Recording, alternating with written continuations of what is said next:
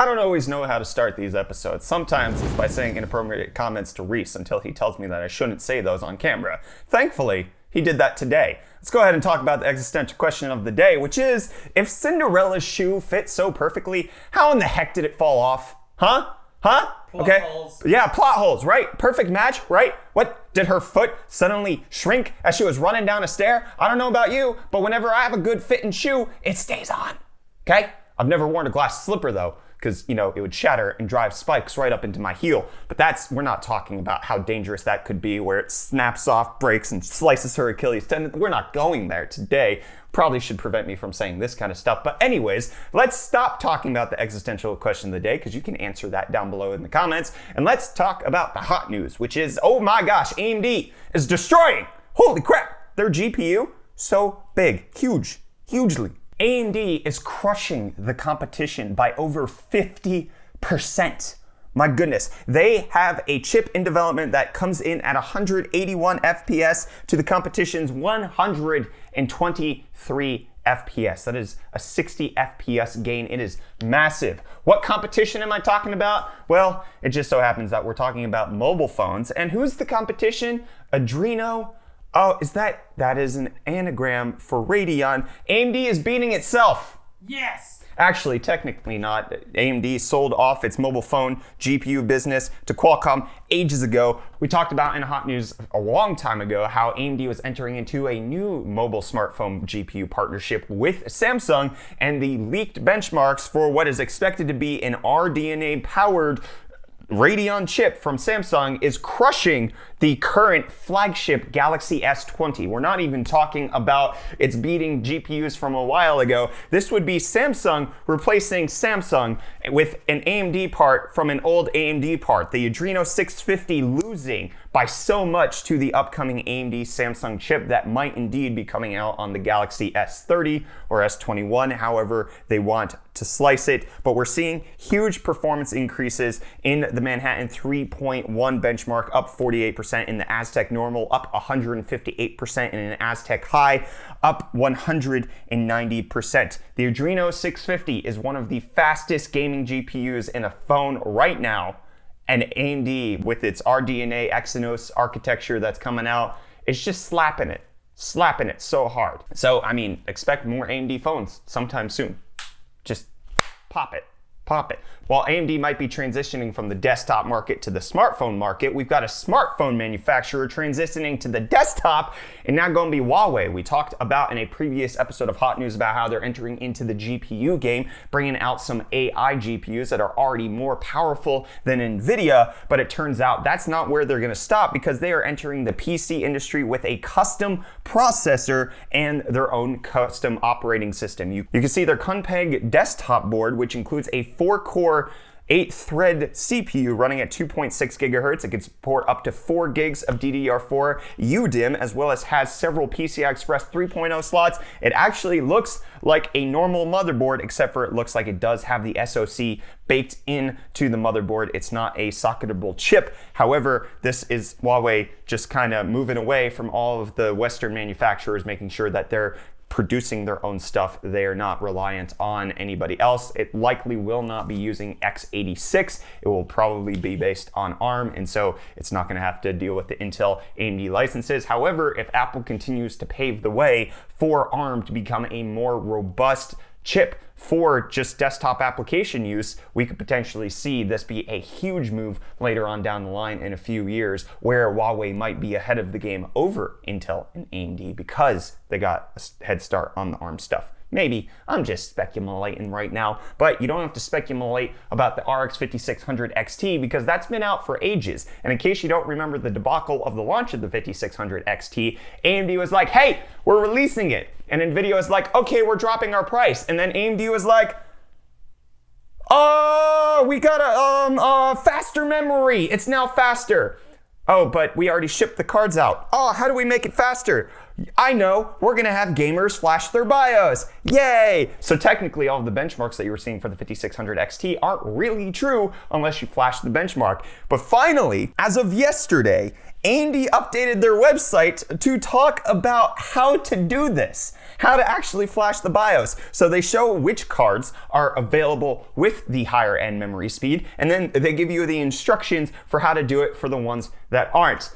AMD, you screwed up this launch. The 5600 XT is a good card at a good price, but damn, that launch was terrible. While I think the Intel Comet Lake launch is terrible, I can tell you that this motherboard has my jimmies all happy, and I don't think it's terrible because it's the ASRock Z490 Aqua. We already have the X570 Aqua here at UFD Tech with the UFD Tech logo on it, with the UFD Tech name on it. It's going in my personal build. I've contacted ASRock to see if we can maybe get one of these. I think it's beautiful. I'd love to have this, especially considering the fact that we have a Lee & Lee dual PC build coming up, and having an Aqua X570 and an Aqua Z490, money in the bank. It'd be brilliant, I'll tell you.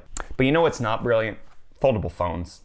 Foldable devices. I don't like foldable things with screens and whatnot. Anyways, Microsoft thinks that it's not really the priority that they're going for right now, and they've delayed Surface Neo until 2021, so it's not a huge priority to them. We talked about previously how Windows 10X was being delayed, Surface Neo now also being delayed, but what is not being delayed, at least according to Microsoft, is the Xbox Series X, and they have announced the Xbox 2020 plan, where they're going to be providing monthly updates on the Series X, the games, and all of that. They're saying that every month will bring something different. Stay tuned to Xbox Wire for more gaming details. This is a momentous year for Xbox, with our next-gen console paving the way for all gamers and services to come together in even better ways to play. Here's what 2020 looks like. Just to start, our goal remains to launch the Xbox Series X and Halo Infinite this holiday. All 15 Xbox Game Studio teams are hard at work on next generation games for Xbox Series X and Xbox Game Pass. We just have to wait for more announcements.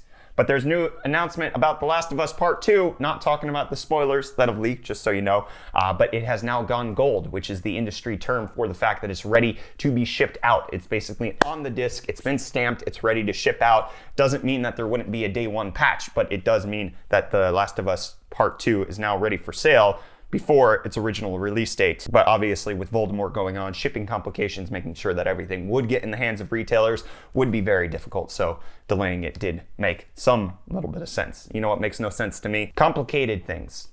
And China's Yangtze Memory Technologies has a 64-layer cross-stacking NAND advantage that's going on. How does this work? I don't know. How do you 64-layer cross-stack some NAND? I don't know, but they're doing it. Okay, do you have love in your heart right now, Reece? Yes. MacBook Pro got updated. Do you love it? No. It doesn't have the butterfly keys. Do you love that? Yes. Okay. It has the new 10th gen CPUs as well, which is cool. It has double the storage, faster performance. They're saying up to 80% better graphics performance, which I'm kind of pressed out on that one. But yeah, MacBook Pro 13-inch, updated. And there's an update to the King of Kong saga that's been going on with Twin Galaxies. Billy Mitchell, formerly known as the one who had the world record in Donkey Kong, the original one. He had his title stripped from him after it was found, potentially, allegedly, by Twin Galaxies that he did it on non-authentic arcade hardware. So there's some speculation that he may have been cheating, using some hackers to actually get a time that hasn't been proven to be feasibly possible on an arcade machine. I think, like, I've watched a few videos on this where they had an AI play it on an arcade machine and the AI couldn't even hit his times. It was that crazy. Like, he was beyond, like, he was doing something that wasn't there. Anyways, with this saga, Billy Mitchell has denied all allegations that his records were faked. He had his Guinness World Record title removed. Twin Galaxies said that he can't submit any more scores whatsoever. They just don't trust him. However, now he is taking it to court. He has a legal complaint being filed against them and saying that their published statement regarding his scores were libelous on its face because of the implications that Mitchell did not achieve his record score legitimately. And by accusing Mitchell of impermissibly and secretly shortcutting the site's rules, Mitchell argues that Twin Galaxies at least implied that he was a cheater, so that any reasonable reader would understand Twin Galaxies has called Mitchell a cheater who deserved punishment by stripping him of all his Twin Galaxy records and banning him for life from submitting further records. I've watched a few exposés on this Billy Mitchell guy and how he did stuff with Twin Galaxies, and I'm not saying he's a cheater, but I'm saying go watch these videos and maybe think that, But I will tell you that Nvidia has acquired Cumulus Networks to help with its AI development. Cumulus Networks is an open source centric company that specializes in helping enterprises optimize their data center networking stack, and Nvidia just gobbled them up. But there was a leaked prototype of the Pixel 4 XL that got gobbled up by Google not wanting to sell it, and Reece is disappointed because it was space gray. Except for they couldn't call it space gray. But it looks beautiful. It is space gray. Same, but different. I would have loved it. But I also would have loved nothing about the Nintendo Wii. I'll tell you. Never liked the Wii. I never liked the Wii. It's so good. Nah, I didn't like it. It wasn't my thing. Anyways, it can be your thing because the entire source code has been leaked. The entire source code, the biggest leak in Nintendo history, full source code and design files and for the Wii have been released online. I'm not going to be linking to the actual leaks. However, the source code for everything, the full iOS SDK, which iOS was the operating system for the Wii, but it's a capital I and not a lowercase I. Anyways, there's the source code, the SDK, the planning docs for implementation, some Wii SDK library source code and info on manufacturing and publishing systems, some miscellaneous Nintendo stuff, the SD boot stuff, GameCube and iQ stuff as well. There's a whole bunch of stuff, debug builds of blue and yellow, source code for blue and yellow. It's a big leak that has come out. It's a big deal. But what hasn't been leaked, because you technically can't leak a video game that's 25 years old, but Super Mario 64 has a PC port that is running on DX12 and supports ray tracing. What? It is the craziest thing you could ever see. It's so weird to see a 25-year-old game have full ray tracing. Check this out, Reece. Look at this. Oh, snap. Right? You see his reflection in the floor. What the hell? It's running at 4K resolution, can go 550 frames per second at a 1080 on a GTX 1080. It's crazy fast. So that exists. What also exists is the idea that Cinderella's shoe fit perfectly, which bullcrap, one of them slipped off otherwise. Her slipper slipped. I drilled my slipper to the Ryobi. So very serious, son. Needy. I drill my slipper to the Ryobi. Why don't you slipper up me some care, son? I am so very serious, son. E. Delight. Oh, sunny delight. What if her foot was sweaty? Mom spaghetti? Yeah. If her foot was sweaty, I don't know. I don't know. My sweat makes me adhere to glass. Maybe enough. It's just like, boop. I don't like it. I don't like it at all. Then why did only one fall off? Does she have unequal sweating? Yes. Is that what's happening? She has 0 sweat glands on the one foot. Let's go ahead and end this episode of Hot News there. Don't forget to check out Hot News Live over on Twitch. We stream it every weekday in case you want to participate in the discussion of the articles and just having some good old fun, such as Reece massaging my belly button. Thank you for watching this episode of Hot News. We'll see you in the next one. Goodbye.